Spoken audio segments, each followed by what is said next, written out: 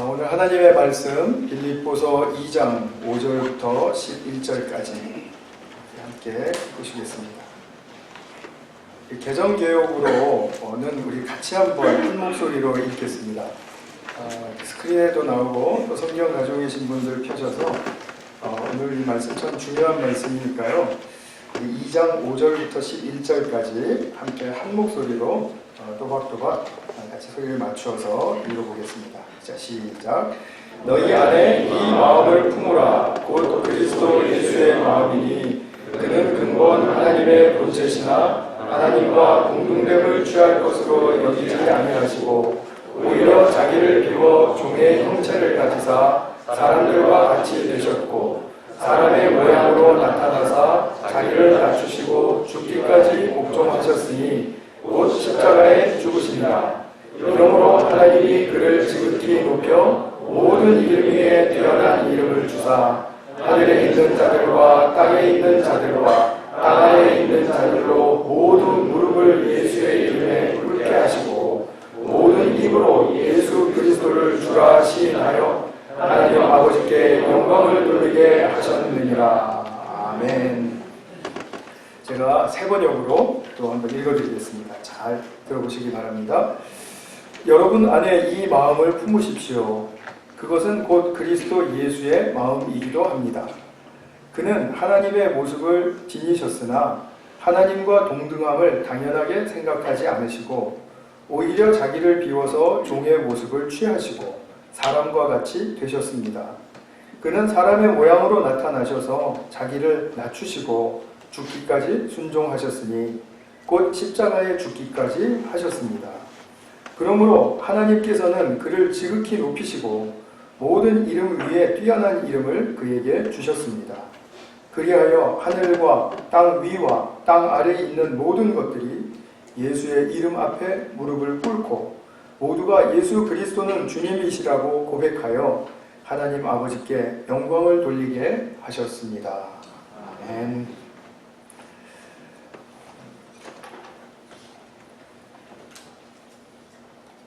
이 세상에 총 인구가 몇 명인지 아십니까?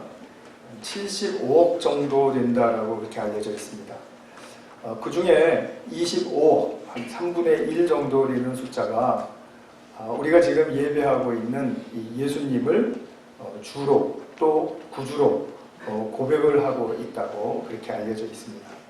우리 개신교 교회뿐만이 아니라 가톨릭, 정교회 이런 모든 교회들도 다 예수님을 구주로 믿고 고백하는 그런 교회이기 때문에 물론 이 3분의 1 숫자에는 그들 모두를 다 포함합니다.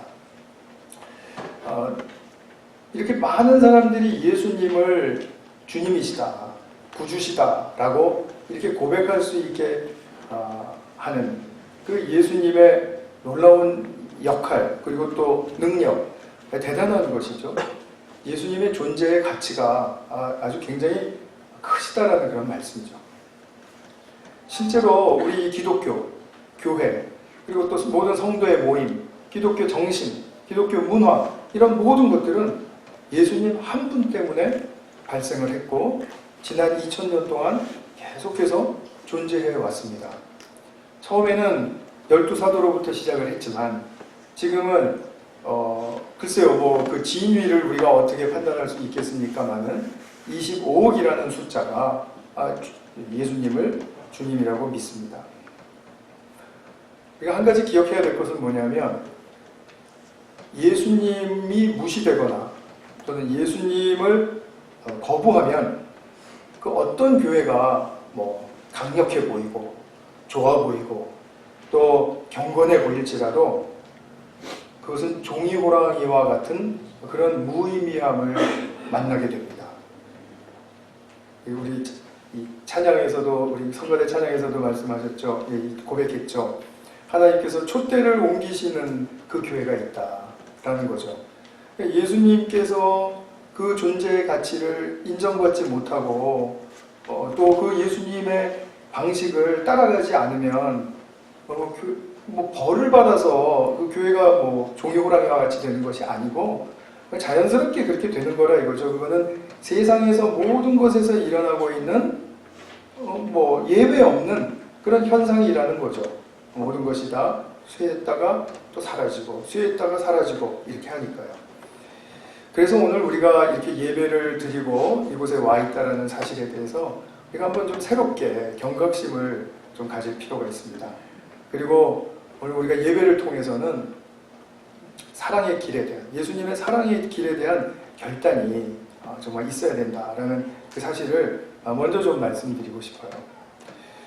제가 이제 우리 교회 15년이 있었는데 저에게 이 질문을 한 사람은 그렇게 많지는 않았습니다. 근데 가끔 제가 듣는 질문 중에 하나가 뭐냐면 우리 교회의 미션은 뭡니까? 우리 교회의 목표는 뭡니까? 이렇게 물어봅니다. 그럼 저는 주저하지 않고 답을 합니다. 예수님을 닮고 따르는 것이죠. 이건 전혀 새로운 게 아니지 않습니까? 그죠? 지금 교회가 있는데 교회가 예수님을 닮고 따르는 것이 목적이 아니라면 그게 교회일 수 없다라고 지금 방금 제가 말씀을 드렸는데 당연히 이 답이 따라와야 되겠죠. 그러면 우리가 예수님을 닮고 따라간다 라고 할 때 그분의 무엇을 따라가는 것입니까? 그 부분이 오늘 우리 설교의 핵심입니다. 설교 제목에서도 나왔듯이 자기를 낮추신 그 예수님을 따라가는 것이죠. 낮추신.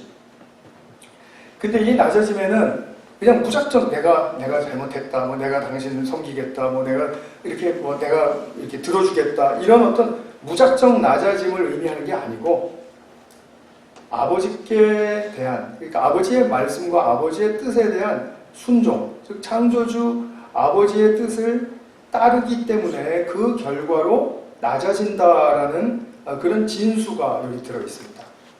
그러니까 무조건 내가 낮아지고 싶다고 해서 내가 낮아져야겠다고 해서 낮아지는 게 아닙니다. 그 중심에는 내가 아버지의 뜻을 따르겠다라는 순종이 실현될 때, 그때 나의 삶은 낮아지는 모습으로 나가게 된다는 것이고 그것을 바로 예수님께서 보여주셨다는 거죠. 자, 오늘 본문은 초대교회에서는 아주 굉장히 널리 불려지던 유명한 예수님의 찬양시였습니다. 사도 바울이 이렇게 특별히 이렇게 만들어서 낸 그런 어떤 스테이트먼트가 아니라 우리가 뭐 주기도문을 그냥 하고 그리고 또 뭐 세상에서는 유명한 유행가를 같이 부르듯이 초대교회에서는 이 2장 5절에서부터 11절까지의 이 내용이 담긴 그 찬양이 모든 성도들의 입에 불려졌습니다. 근데 이 전반부를 보게 되면 모든 성도는 십자가로 낮아짐에 관한 그 고백을 하고 있죠. 오히려 자기를 비워서 종의 모습을 취하시고 사람과 같이 되셨습니다. 낮아지신 거죠. 그는 사람의 모양으로 나타나셔서 자기를 낮추시고 또 그 사람을 만나면서도 또 낮추셨는데 근데 거기서 또 더 죽기까지 순종하셨으니 곧 십자가에 죽기까지 하셨습니다. 자, 이 내용을 고백하는 초대교회의 교우들은 예수님의 이 낮아지심이 어떻게 해서 복음이 되는지를 알았다는 거죠. 어떻게 이 예수님의 낮아지심이 좋은 소식이라는 것을 알았다는 거죠. 그것을 알고 그것을 찬양하는 것입니다. 자, 그러면 제가 오늘 이제 말씀을 좀 풀어가기 위해서 이제 복음을 먼저 좀 설명을 드려야 될 것 같아요. 여러분 복음이 뭡니까? 하고 물어보면 답변하기가 어떠세요? 확신 있게 탁 나오시나요? 제가 여쭤볼까요? 여러분 복음이 무엇입니까? 네. 저는 벌써 들었어요. 누가 예수라고 말씀하시는 것을. 그거 제가 이따가 말씀드리려고 했는데 여러분들 못 들으셨습니까? 예수? 제가 한 분이 말씀하셨다니까요. 저는 사실을 얘기하고 있는 것입니다. 이 세상에 교회와 기독교의 삶의 방식이 존재하고 또 그 기독교의 방식, 예수님의 방식이 강조되는 이유는 예수님이 눈에 보이는 어떤 대단한 업적을 이루셨기 때문이 아닙니다. 딱 한 가지 사실 위에 그 기독교회와 기독교가 존재하고 있는데요. 그 사실이 뭐냐면 예수라는 분이 하나님 말씀에 순종하는 참 아들로 사시니까 그의 인생에 부활의 참 생명의 영광을 얻더라. 이 사실 위에 교회가 세우신 것이고 기독교 모든 성도들이 예수님을 주라고 고백할 수 있는 근거가 되는 것입니다. 이 부분이 명쾌하셔야 됩니다. 이게 바로 기독교의 핵심이니까요. 예수님이 어떤 일을 이루신 게 아니에요. 그냥 십자가에서 죽으셨습니다. 그런데 그분의 삶을 보니까 그분은 하나님의 뜻에 순종하는 삶을 아들로서의 아들됨의 삶을 충실하게 살아내셨고, 그러고 나니까 그건 예수님 쪽에서 하신 일이고, 그리고 나니까 아버지 쪽에서 하신 일은 예수님에게 부활의 생명을 주시고 영광에 이르게 하시고 모든 권세를 그분 앞에 무릎을 꿇게 하시더라. 이 사실, 예수님의 삶 안에서 이루신 이 사실적인 일, 이것 때문에 교회는 존재하고 성도의 삶은 존재한다 라는 거죠. 복음은 예수님과 떼어서 설명할 수가 없어요. 그래서 누가 복음은 무엇입니까? 라고 이렇게 질문을 받으시면 무조건 예수라고 대답을 하세요. 일단. 그러면 예수라는 말 자체가 벌써 좋은 소식이에요. 그 부연 설명을 붙일 수 있을지 없을지는 예수라고 말씀하신 다음에 생각을 하세요. 그러면은 성령님께서 무엇을 말해야 될지를 생각나게 해주시지 않을까요? 이거 무슨 마법 같은 그런 얘기를 하고자 하는 게 아니고요. 예수, 그러면 예수가 뭘 하셨다고요? 예수가 이 땅에 오셔서 자기를 낮추시고 아버지의 말씀을 순종하셨다는 것입니다. 그 이유가 뭡니까? 그 이유가 이것입니다. 아버지의 사랑을 알게 해주시려고 합니다. 아버지의 사랑을 알게 해주시려고. 자, 복음이라는 것은 좋은 소식인데 이게 왜 좋은 소식이냐면 내 스스로도 어떻게 할 수 없었고 누가 아무리 도와줘도 할 수 없었던 것을 예수님이 해주셨다라는 그 소식이 좋은 소식인 거예요. 일단 아무도 해줄 수 없었던 것을 예수님이 해주셨다. 그게 복음입니다. 좋은 소식이에요. 그러면 무엇을 해주셨는가? 그것을 알면 더 명쾌해지겠죠? 무엇을 알게 해주셨냐면 하나님이 세상을 이토록 사랑하신다는 것을 알게 해주신 것입니다. 하나님이, 창조주 하나님이 사랑하신다는 것을 알게 해주신 거예요. 그리고 그 사랑을 받으면, 그 창조주 하나님의 그 크신 사랑을 받으면 그 사랑 안에서 내가 새롭게 살 길이 열린다. 이전과 같은 삶이 아니라 새롭게 살 길이 열린다. 라는 것이 또한 좋은 소식인 것입니다. 예수님을 통해서 진짜 하나님의 크신 사랑을 받아서 새로운 사랑의 차원이 열린다라는 것. 이것은 바로 우리가 교리적으로 알고 있는 죄사함이라는 것을 전제합니다. 죄사함 받지 않고는 아버지와 사랑의 교제가 이루어질 수 없어요. 그래서 아버지의 사랑을 받고 아버지의 사랑으로 산다라는 말은 이미 내가 죄사함 받았기 때문에, 용서받았기 때문에 그 일이 가능해진 것입니다. 근데 오늘 제가 강조드리고 싶은 것은 이 본문의 문맥의 흐름에 맞추어서 죄사함에 초점을 맞추기보다는 제가 조금 전에 언급해드린 이 사랑, 하나님의 사랑을 알게 하시고 그 사랑 안에서 새롭게 살게 하신다라는 그 소식에 초점을 맞추어서 좀 설명을 드리려고 합니다. 예수님께서 돌아가시기 전에 제자들을 위해서 중보 기도하는 아주 귀한 기도가 요한복음 17장에 나옵니다. 그 기도는 너무나 소중한 기도인데요. 그 기도 중에 이런 말씀이 있습니다. 23절 후반부에 당신이 이 땅에 오신 목적을 이렇게 말하면서 이렇게 말씀을 하세요. 아버지께서 나를 사랑하신 것과 같이 그들도 사랑하셨다는 것을 누가요? 세상이 알게 하려는 것입니다. 이게 예수님이 이 땅에 오신 목적이라는 거예요. 자, 목적 다시 한번 말씀 안 드려도 아시겠죠? 예수님이 진짜 사랑의 삶을 살 수 있게 하기 위해서 먼저 그 크신 사랑을 하시는 분이 하나님이시고, 그 사랑은 이토록 세상을 사랑하사, 그 요한복음 3장 16절에 나와 있는 그 진수의 말씀대로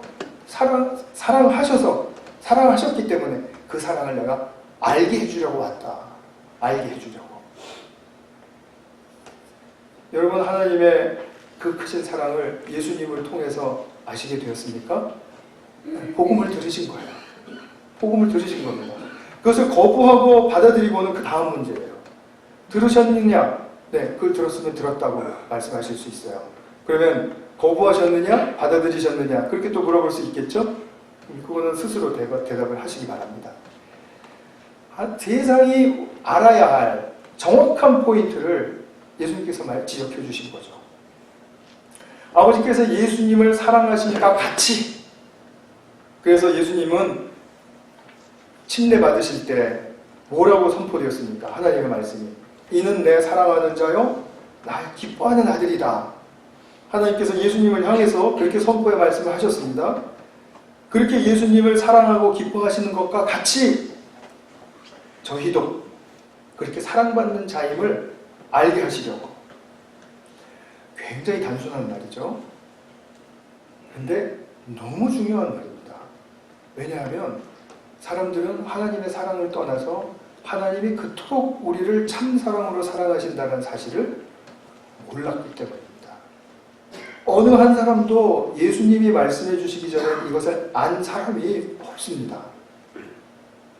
그렇기 때문에 예수님만이 전해주실 수 있는 복음, 좋은 소식이라는 것입니다. 자, 그러면 그 사랑을 받았어요. 그러면 그 받은 사랑으로 어떻게 사랑의 길을 갈 것인가? 여기에 대해서도 우리 궁금증 당연히 생기죠? 사랑 받는 것으로만 끝나버리면 어떻게 합니까? 나도 그 사랑을 살 때 축복이 넘치는 건데. 그죠? 그럼 어떻게 그 사랑의 길을 갈 수 있을 것이냐? 그것도 예수님의 삶을 통해서 보여주셨어요. 이것 또한 좋은 소식입니다. 우리가 보고 배우고 실천할 수 있는 모델이 있다는 그 소식. 정말 좋은 소식이죠. 두 측면이 있습니다. 복음에는 그래서 지금 말씀드린 걸 종합해보면 두 측면이 있는데, 예수님을 통해서 하나님이 그토록 우리를 사랑하신다는 무조건적인 아가페의 사랑을 부어주신다는 것을, 우리의 조건에 상관없이 사랑하신다는 것을 알고 그 사랑을 만나고 그 사랑을 받을 수 있다. 이게 한 측면이고요. 또 두 번째로는, 그러면 그 사랑을 살아갈 수 있는 길이 열려 있는가? 열려 있다. 그것을 가르쳐 준다. 그래서 그것이 복음이 돼요. 그 사랑의 길을 가르쳐 주기 때문에 복음이 돼요. 그러니까 예를 들어보면, 이제 어떤 실력 있는 운동선수가 다쳐서 이제 큰 슬럼프에 빠지게 되었습니다. 그래서 치료를 받아서 몸은 어느 정도 나았는데 옛날 실력으로 돌아오지를 않는 겁니다. 그래서 이 사람은 정말 이 모든 방법을 찾아봤어요. 그런데 아무런 방법을 구할 수가 없었습니다. 그러다가 어느 날 어떤 사람이 당신과 같은 그런 케이스에 정확하게 이게 운동을 재활할 수 있는, 그리고 회복할 수 있는 그 방법을 알고 있는 사람이 있다 라고 가르쳐 줬어요. 그러면 이 운동선수에게는 이 소식이 정말 좋은 소식이겠죠? 아무에게서도 듣지 못했던 소식을 한 사람이 가지고 있다는 그 소식을 듣게 됐으니 얼마나 좋은 소식이겠어요. 근데 그 좋은 소식을 들은 것만으로 자기가 회복되고 옛날 수준으로 돌아가는 건 아니죠. 어떻게 해야 됩니까? 그 사람을 찾아서 그 사람이 가르쳐주는 방식대로 훈련을 받아야죠. 그 사람이 코치가 되어서 나를 코치를 해줘야, 트레이닝을 해줘야, 그래야 내가 옛날 그 운동선수의 그 실력으로 돌아갈 수가 있겠죠.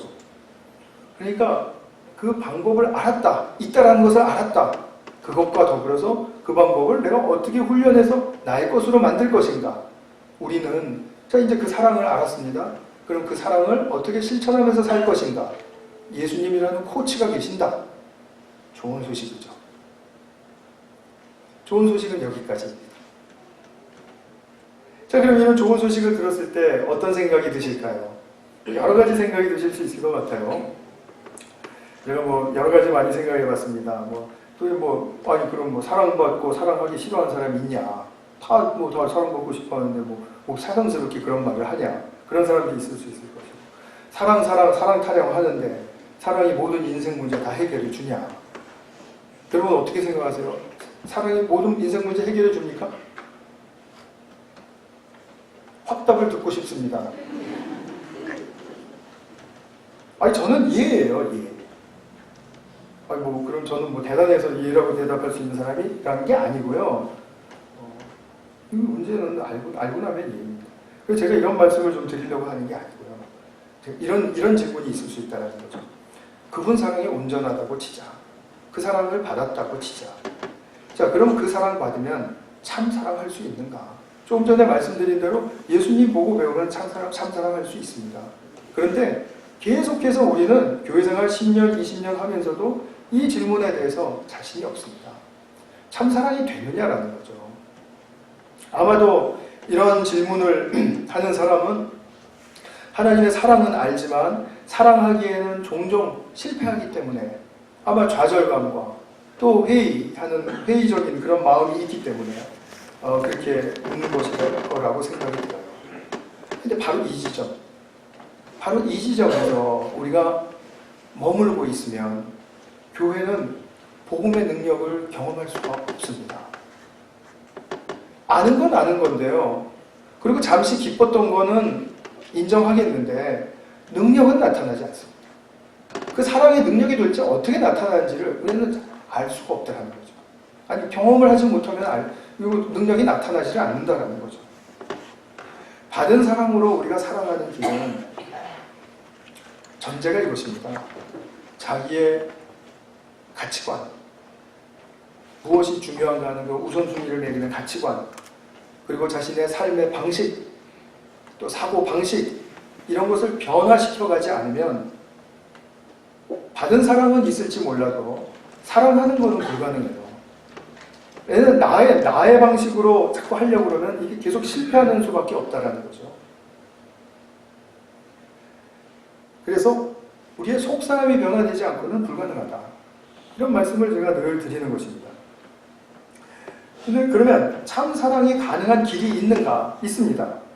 자, 눈치채셨겠지만 예수님의 낮아지시는 삶을 통해서 우리는 그 참 사랑이 가능한 길을 따라갈 수 있어요. 자, 예수님 얘기로 다시 한번 돌아가 보겠습니다.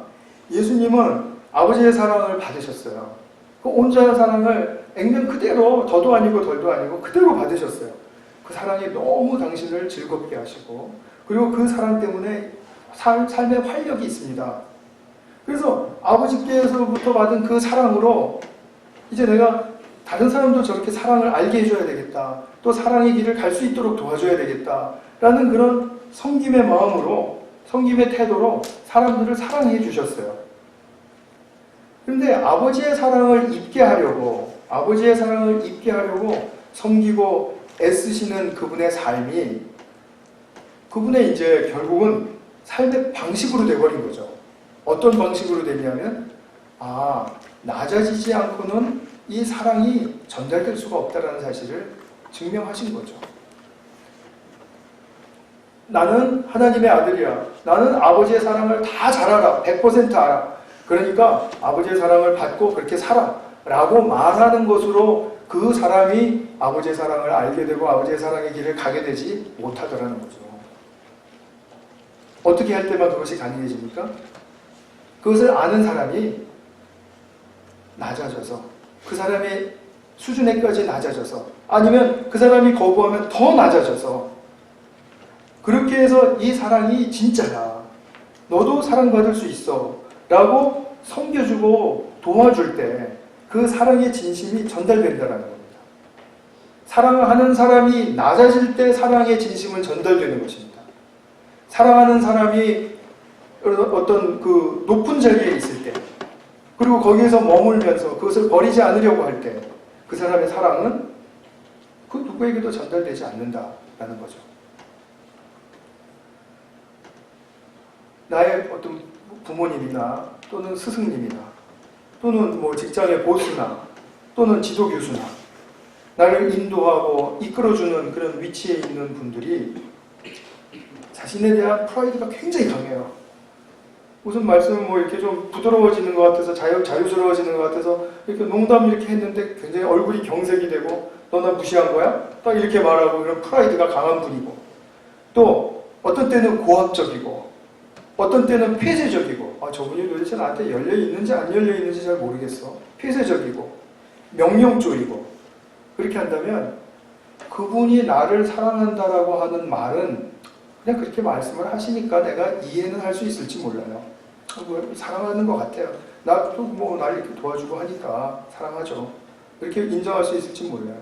그러나 그 사랑이 전달되지는 않아요. 사랑의 힘이 내가 널 사랑해서 이렇게 하는 거야 라고 아무리 말을 해도 전혀 와닿지 않습니다. 우리가 양가 감정이라는 게 있죠.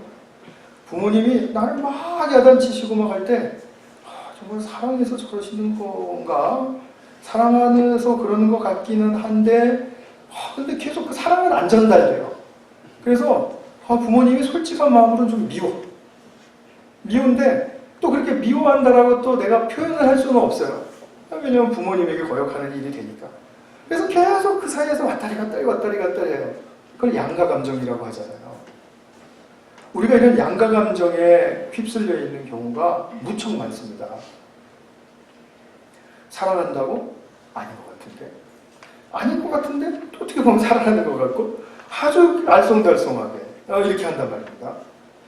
그런데 생각을 해보세요. 누군가 나를 진심으로 사랑하는 것이 확신이에요. 저 사람은 진짜 나 사랑하는 거 맞아.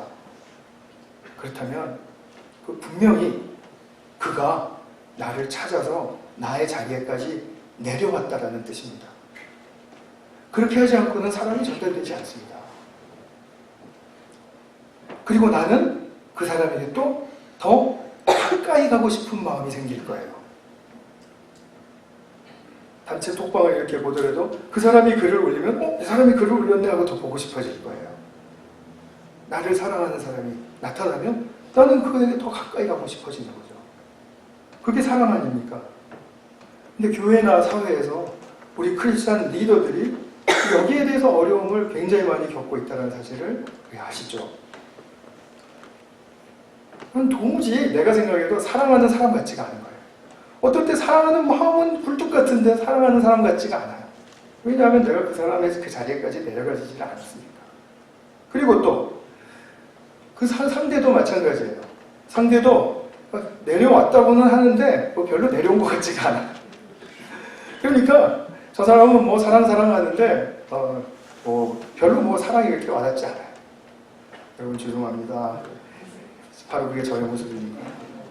제가 맨날 사랑 타령 많이 하는데 여러분 저 볼 때 저 손민석 목사 좀 가까이 하고 싶진 않아. 그러기 생각하기 쉬울 거예요. 제가 압니다. 그래서 저는 제가 다 됐다라는 뜻으로 이런 말씀을 드리는 게 전혀 아닙니다. 근데 이것이 다 우리의 약점 아닙니까? 다 그런 거 아닌가요?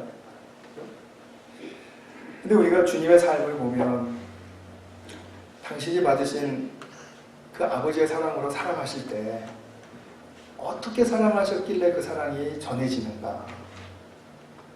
그 하나님 나라의 그 원리와 방식을 너무나 분명히 아셨다는 겁니다. 그래서 마가복음 10장 45절 유명한 말씀이죠.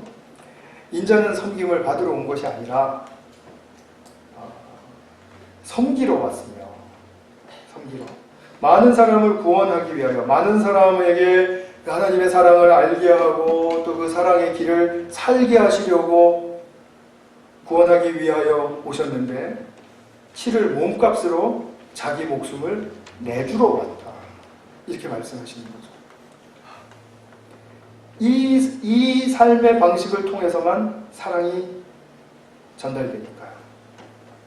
사랑이 역사하니까요. 근데 낮아지다 못해 목숨을 내어주는 자리까지 내려가셨다고 오늘 또 2장 8절에서 또 한 번 말씀해 주시죠. 자기를 낮추시고 죽기까지 순종하셨으니 곧 십자가에 죽기까지 하셨습니다. 아버지의 사랑이 얼마나 귀하고 그 사랑에 자신의 인생을 걸으셨으면 그 사랑을 전하는 이분이 목숨을 내주는 자리까지 내려갈 수 있었을까요? 이거는 예수님께는 억지로 된 일이 아니라 자연스러운 일이었습니다. 인간은 이렇게 지어졌다라는 겁니다. 인간은 사랑하기 위해서 내가 내려가는 자리로 택해서 기꺼이 내려가는 그러한 삶으로 살도록 지어졌다라는 것입니다.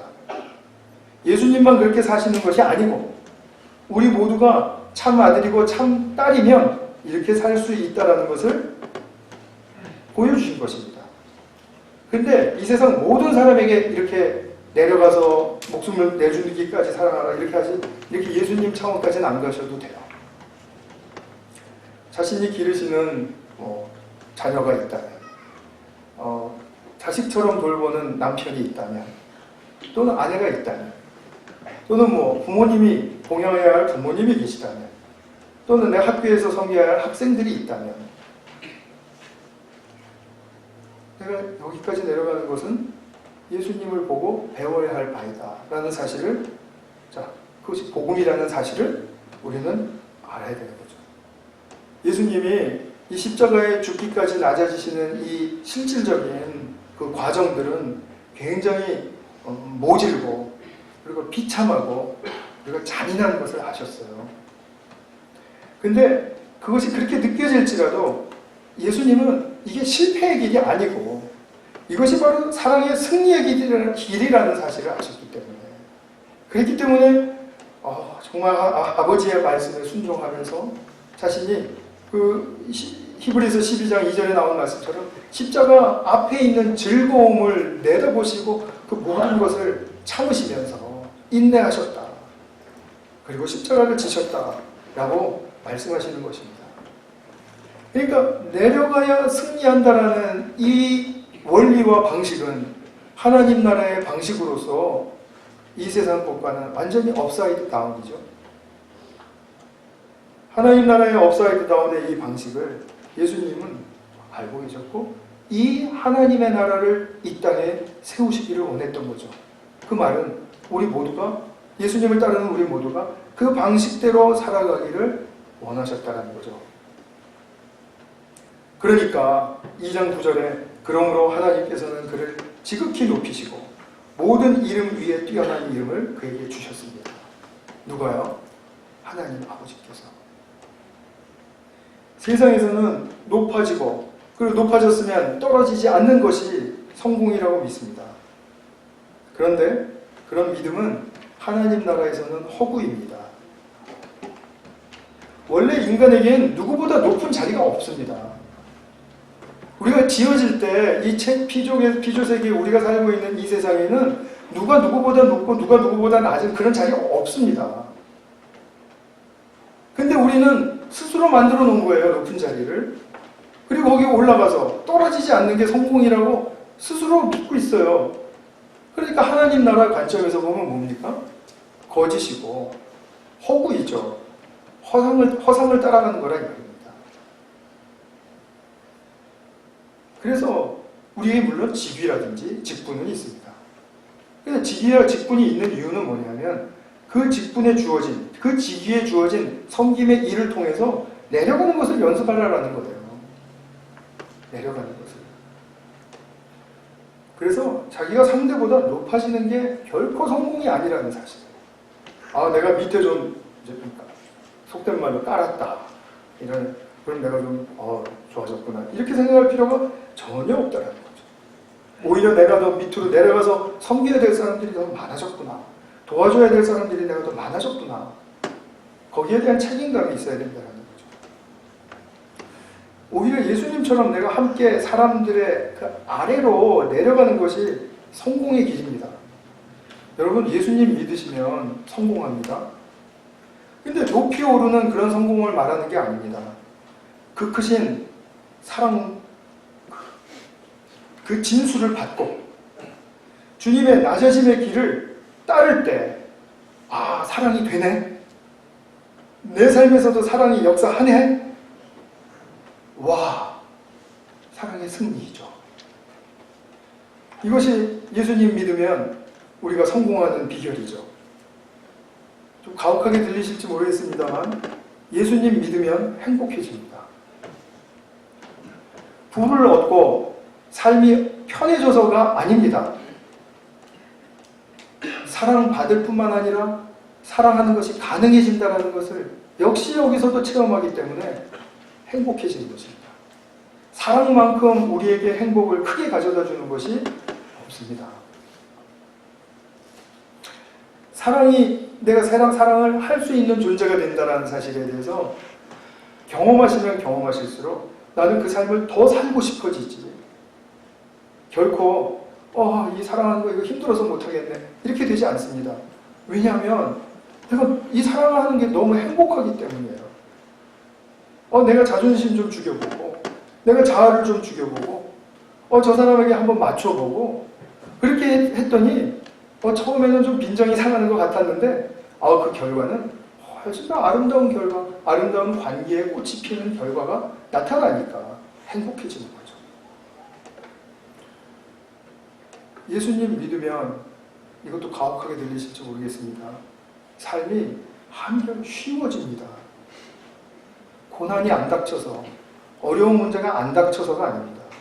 제가 늘 말씀드리지만 인생은 살아가면 살아갈수록 어렵고 큰 고난이 더 많이 오는 것 같아요. 거의 대체적인 추세로 볼 때.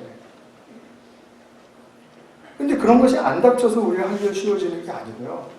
내가 예수님을 따라가기로 결정하고 예수님만큼 내려가고 또 예수님이 내려가신 만큼 또 내려가고 그렇게 내려갈 때 오히려 하늘의 사랑의 능력을 체험하니까 그 능력이 나의 그 어려움과 나의 어떤 고난을 힘들고 슬프고 아프고 때로는 눈물 흘리고 때로는 화도 나게 하지만 그것을 품고 더 큰 것이 있어. 인생에는 이게 전부 다가 아니야.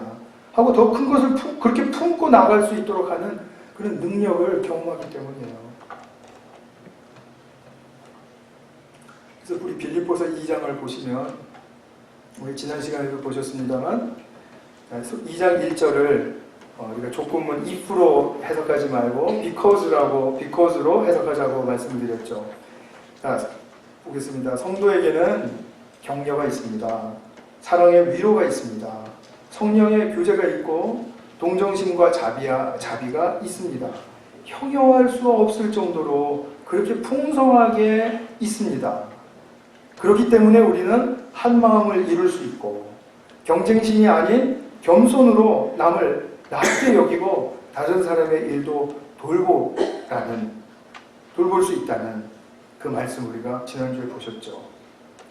이런 삶의 특징이 누구에게서 직접 증거되었나요? 예수님이죠. 근데 예수님에게서 보여진 이 삶의 특징을 지금 빌립보 교우들에게 그대로 요구하고 있는 것입니다. 이 마음을 배우라. 이는 곧 그리스도 예수의 마음이니. 여기서 마음이라고 말하는 것은 이 생각을 말하는 게 아닙니다. 예수님의 생각을 따라가라 이런 뜻이 아니고요. 전인격을 닮으라는 거예요. 마음이라는 말은 전인격을 상징하는 말입니다. 특히 이 성경에서는 그렇습니다. 전인격을 뜻하기 때문에 예수님의 낮아지심의 이 동기를 배우고 예수님의 낮아지심의 이 방식을 배우라는 것입니다. 마음을 배우라는 것은 그 동기와 방식을 배우라는 거예요. 그러니까 이것이 성도의 삶에서 실현되면 예수님의 그 낮아짐의 방식을 배워서 실현되면 이것이 복음의 능력 있는 삶이로구나 하고 누가 말려도 감사하게 되죠. 내 삶에도 이런 새로운 일이 일어나다니, 이런 사랑의 일이 일어나다니, 그리고 더 풍성하게 일어날 수 있을 거라고 그렇게 약속해 주시니 이것은 얼마나 더 큰 복된 소식인가. 복음입니다. 이 낮아지심의 결과를 제가 또 앞에서도 말씀을 읽어드렸지만 9절에서 11절까지 그죠? 그리하여 하늘과 땅 위와 땅 아래에 있는 모든 것들이 예수의 이름 앞에 무릎을 꿇고 모두가 예수 그리스도는 주님이시라고 고백하여 하나님 아버지께 영광을 돌리게 하셨습니다. 자, 이 사랑을 받고 사랑을 하는 것을 첫 번째로 그 깃발을 들고 모델이 되어주셔서 우리를 코치하시는 분으로서 가장 먼저 나서시니까 우리가 본받아야 할 구주이시고 그리고 주인이 되시는 거죠. 이 예수님이 우리의 삶의 주인이십니다. 내 삶의 주인이십니다. 우리 교회의 주인이십니다. 우리는 이 예수님을 주인으로 모시고 있다는 사실이 굉장히 행복한 거죠. 굉장히 큰 기쁜 소식인 거죠. 제가 말씀을 맺으려고 하는데요. 복음이 무엇인지를 계속 말씀을 드렸는데 좀 아실 것 같습니까? 이거야말로 제가 오늘 꼭 답을 듣지 않으면 이 자리를 안 내려가거든요. 이해하실 것 같습니까? 아니면 아니라고 대답을 해주세요. 제가 따로 만나드리겠습니다. 하나님이 그토록 사랑하시는 그 무조건적인 아가페 사랑을 받고 또한 그 사랑하기를 예수님을 닮아서 애쓰는 삶을 우리가 배울 수 있다. 얼마나 우리의 삶의 큰 출구가 되는 것입니까? 그 삶을 위해서 섬기고 낮아지시는 예수님의 본을 배우는 것, 그것만이 우리가 부활 생명으로 나아가는 길임을 확신하고 그 길을 기꺼이 택하여 따르시는 여기 계신 모든 성도님들 되시기를 축복합니다. 같이 한번 기도하겠습니다. 다시 한번 주님께 주님 이런 복음이었군요 하고 오늘 제가 말씀드린 것을 좀 기억해 보시면서 한번 고백해 보시기 바랍니다. 이 시간을 통해서는 그 복음이 무엇인가를 고백해 보시고 제가 그 복음에 합당하게 살 수 있는 그런 삶을 예수님께로부터 잘 배우고 나갈 수 있도록 도와주십시오. 우리 같이 한번 그렇게 기도하겠습니다. 우리 요즘 계속 교회를 위해서 한 가지 더 기도를 부탁드리고 있는데요. 우리 또 기도를 부탁드리는 것은 우리 새로운 교우들이 많이 오고 있는데 우리가 또 사랑의 손길로 환영하고 또 그래서 그분들이 개인들에 잘 정착하고 또 여기 오신 소기의 목적을 이루는 과정을 잘 도와드릴 수 있도록 우리 위해서 기도하면서 우리 교회가 그런 측면에서 더 하나 되는 교회, 또 나의 일과 더불어 다른 사람의 일도 돌보는 교회 되게 해주십시오. 또 그리고 우리 중고등부 전도사 청빙 문제를 놓고 계속 기도하고 있는데요. 이것을 위해서도 기도해 주시기를 부탁을 드립니다. 사랑하는 아버지 하나님, 우리가 주님의 그 크신 사랑을 알고 받고 그리고 그 사랑에 합당하게 살아갈 수 있는 길을 열어주신다라는 그 복된 소식을 예수님을 통해서 듣습니다. 예수님이 바로 그 자신이 복음이시고 또 예수님이 사신 방식의 그 삶이 우리에게도 가능하다라는 것이 또한 좋은 소식임을 믿고 감사와 찬양을 드립니다. 우리가 정말 이 세상의 방식대로 산다면 늘 높은 곳을 쳐다보면서 그 허구의 삶을 살 수밖에 없지만 그러나 그 삶을 반복하는 가운데 정말 우리가 출구를 만날 수 있는 이런 복음의 길을 열어주셔서 정말 감사드리고 또 이것이 정말 우리의 인생에 정말 복된 길이고 또 마땅히 이루어져야 할 그런 주님의 창조의 목적에 맞는 그런 길이라는 사실을 우리가 더욱더 깊이 감사하며 그 길을 기꺼이 갈 수 있는 우리 모두가 되게 하여 주시옵소서. 함께해 주신 은혜 감사드리며 예수님의 이름으로 기도하였습니다. 아멘.